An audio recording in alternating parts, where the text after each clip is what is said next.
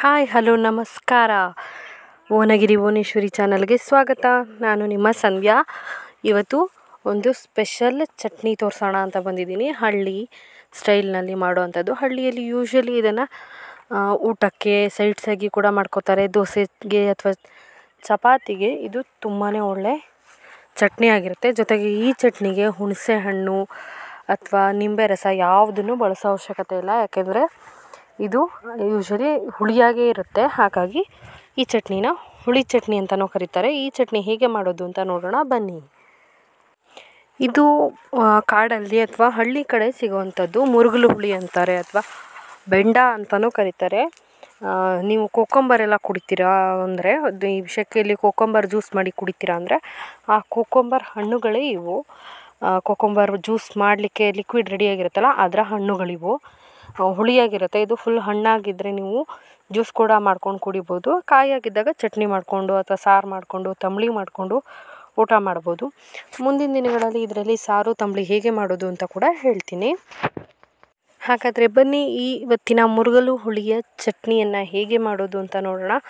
ಅದಕ್ಕೂ ಮೊದಲು ನೀವು ಇದೇ ಫಸ್ಟ್ ಟೈಮ್ ನನ್ನ ಚಾನಲ್ನ ನೋಡ್ತಾ ಇದ್ದರೆ ಸಬ್ಸ್ಕ್ರೈಬ್ ಆಗಿ, ಹಾಗೆ ಪಕ್ಕದಲ್ಲಿರುವಂಥ ಬೆಲ್ಲೈಕನ್ನ ಕೂಡ ಒತ್ತಿ ಅದರಲ್ಲಿ ಆಲ್ ಅನ್ನೋದನ್ನ ಒತ್ತೋದ್ರಿಂದ ನಾನು ಹೊಸ ರೆಸಿಪಿ ವಿಡಿಯೋ ಹಾಕಿದಾಗ ನಿಮಗೆ ನೋಟಿಫಿಕೇಷನ್ ಬರುತ್ತೆ. ಆಗ ನೀವು ನಾನು ಹಾಕೋ ಎಲ್ಲ ರೆಸಿಪಿ ವಿಡಿಯೋಗಳನ್ನು ಹಾಕಿದ ತಕ್ಷಣ ಪಟ್ ಅಂತ ನೀವೇ ಫಸ್ಟ್ ನೋಡ್ಬೋದು. ಹಾಗಾದರೆ ಸಬ್ಸ್ಕ್ರೈಬ್ ಆಗ್ತೀರಾ ಅಲ್ವಾ?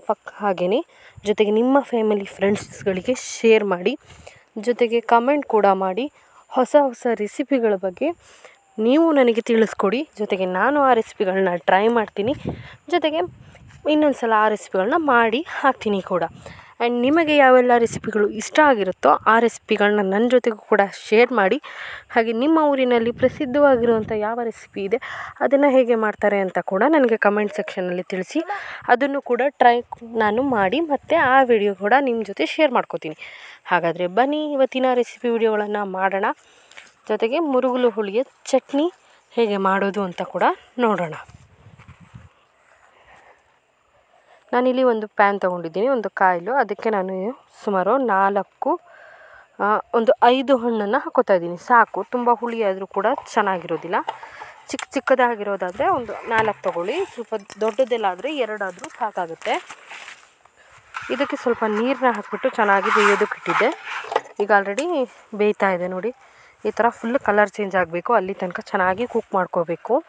ಒಂದು 5 ನಿಮಿಷದಲ್ಲೆಲ್ಲ ಇದು ಬೆಂದೋಗುತ್ತೆ. ಹೀಗೆ ಚುಚ್ಚಿದ್ರೆ ನೋಡಿ ಈ ಥರ ಸ್ಪೂನ್ ಒಳಗೆ ಹೋಗಬೇಕು. ಇದನ್ನು ನಾನು ಆಲ್ರೆಡಿ ತೊಳೆದು ಇಟ್ಕೊಂಡಿದ್ದೆ. ನೀವು ತೊಳೆದ್ಬಿಟ್ಟು ಬೇಯಿಸೋಕೆ ಹಾಕೋಬೇಕು.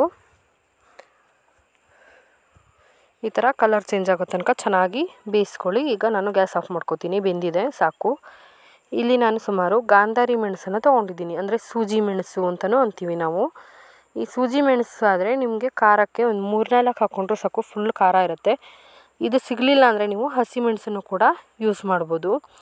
ನಾನಿಲ್ಲಿ ಸುಮಾರು 6-7 ಮೆಣಸು ಹಾಕ್ಕೊಂಡಿದ್ದೀನಿ, ಸಾಕಾಗತ್ತೆ. ಇಷ್ಟೇ ಮೆಣಸು ಸಾಕು.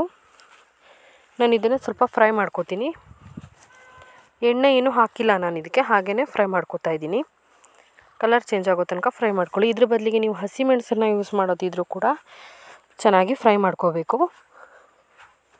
ಈಗ ಒಂದು ಮಿಕ್ಸಿ ಜಾರ್ನ ತೊಗೊಂಡು ಅದಕ್ಕೆ ನಾನು ಒಂದು ಅರ್ಧ ಕಪ್ ಆಗೋಷ್ಟು ಒಣ ಕೊಬ್ಬರಿಯನ್ನು ಹಾಕಿದ್ದೀನಿ. ಒಣ ಕೊಬ್ಬರಿ ಹಾಕಿ ನೀವು ಮಾಡಿಕೊಂಡ್ರೆ 3 ದಿನ ಆದರೂ ಕೂಡ ಚಟ್ನಿ ಸ್ವಲ್ಪನೂ ಹಾಳಾಗೋದಿಲ್ಲ. ಅಂದರೆ ಒಣ ಕೊಬ್ಬರಿ ಆಗಿರಬೇಕು. ಜೊತೆಗೆ ಮೆಣಸನ್ನು ಚೆನ್ನಾಗಿ ಹುರ್ಕೊಂಡಿರಬೇಕು. ಇದಕ್ಕೆ ನಾನು ರುಚಿಗೆ ತಕ್ಕಷ್ಟು ಉಪ್ಪನ್ನ ಹಾಕ್ಕೊಂಡಿದ್ದೀನಿ. ಹಾಗೆ ನಾವು ಫ್ರೈ ಮಾಡಿಟ್ಟಂಥ ಸೂಜಿ ಮೆಣಸು ಅಂದರೆ ಗಾಂಧಾರಿ ಮೆಣಸನ್ನು ಹಾಕ್ಕೊಂಡಿದ್ದೀನಿ. ಈಗ ಇದಕ್ಕೆ ಹಣ್ಣಾಗಿ ನಾವು ಬೇಯಿಸಿಟ್ಟಿದ್ವಲ್ಲ ಹುಳಿ, ಅಂದರೆ ಮುರುಗಲು ಹುಳಿ, ಅದನ್ನು ನಾವೀಗ ಈ ಥರ ಸಿಪ್ಪೆ ಬಿಡಿಸ್ಕೋಬೇಕು. ಆ ಸಿಪ್ಪೆಯನ್ನು ಮಾತ್ರ ಹಾಕಿ ನಾವು ಚಟ್ನಿ ರುಬ್ಬೋದು, ಈ ವೈಟ್ ಬೀಜಗಳನ್ನೆಲ್ಲ. ಈ ಬೀಜದಲ್ಲಿ ಕೂಡ ಎಣ್ಣೆ ತೆಗಿಬೋದು. ಜೊತೆಗೆ ಈ ಬೀಜ ಅಂದರೆ ಹಣ್ಣಾದಾಗ ಈ ಬೀಜನ ಸೀಬಿದ್ರೆ ತುಂಬ ಸ್ವೀಟಾಗಿರುತ್ತೆ ಫ್ರೆಂಡ್ಸ್. ತಿನ್ನೋದಕ್ಕೂ ಕೂಡ ತುಂಬಾ ಚೆನ್ನಾಗಿರುತ್ತೆ. ಜೊತೆಗೆ ಈ ಬೀಜದಿಂದ ಎಣ್ಣೆ ತೆಗೆದು ಅದರಲ್ಲಿ ನಾವು ವೆರೈಟಿ ಆಫ್ ಸ್ವೀಟ್ಗಳನ್ನ ಮಾಡ್ಕೊಂಡು ತಿನ್ಬೋದು. ತುಂಬಾ ಚೆನ್ನಾಗಿರುತ್ತೆ. ಒಂಥರ ತುಪ್ಪ ತಿಂದಷ್ಟು ಒಳ್ಳೆ ಫೀಲ್ ಸಿಗುತ್ತೆ. ಈ ಸಿಪ್ಪೆಗಳಲ್ಲಿ ನಾವೀಗ ಚಟ್ನಿಯನ್ನು ಮಾಡ್ಕೊಳ್ಳೋವಂಥದ್ದು. ಈ ಥರ ಪೂರ್ತಿಯಾಗಿ ತಕ್ಕೋಬೇಕು. ಆ ಬೀಜಗಳನ್ನು ಹಾಕ್ಕೋಬಾರ್ದು. ನೋಡಿ ಈ ಬೀಜಗಳನ್ನು ಈ ಥರ ಹಿಂಡಿ ನಾವು ಇದು ಮಾಡ್ಕೋಬೋದು.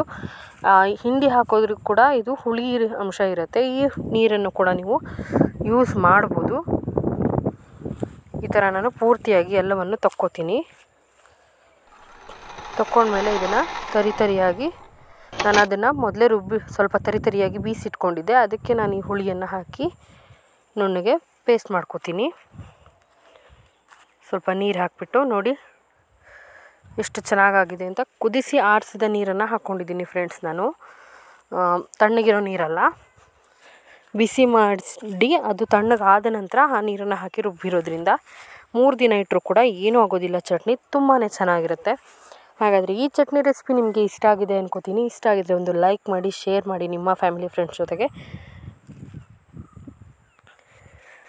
ಇದೇ ಫಸ್ಟ್ ಟೈಮ್ ನೋಡ್ತಾ ಇದ್ದರೆ ಸಬ್ಸ್ಕ್ರೈಬ್ ಆಗಿ and keep watching Bhuvanagiri Bhuvaneshwari channel. Thank you.